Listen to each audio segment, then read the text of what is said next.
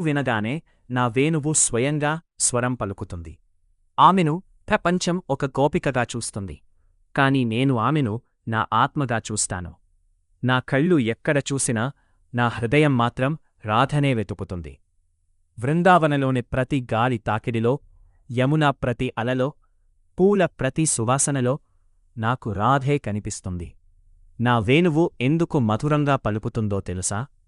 అందులో నేను ఊదేది గాలి కాదు, రాధ పేరు. ఆమె కోపం కూడా ప్రేమే, ఆమె మౌనం కూడా మాటలే, ఆమె కన్నీరు కూడా భక్తియే. ప్రపంచం నన్ను దేవుడని పిలుస్తుంది. కాని రాధ ముందు నేను ప్రేమికుడిని మాత్రమే. నేను అందరివాడినైనా నా హృదయం మాత్రం ఒక్క రాధదే. ఆమె లేకుంటే వృందావనం ఖాళీ. ఆమె నవ్వు లేకుంటే నా లీలలు నిశ్శబ్దం.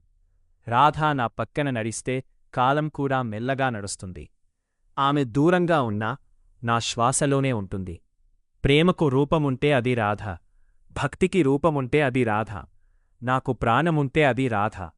ప్రపంచం మమ్మల్ని ఇద్దరుగా చూస్తుంది. కాని నిజానికి రాధకృష్ణులు ఎప్పటికీ ఒక్కటే.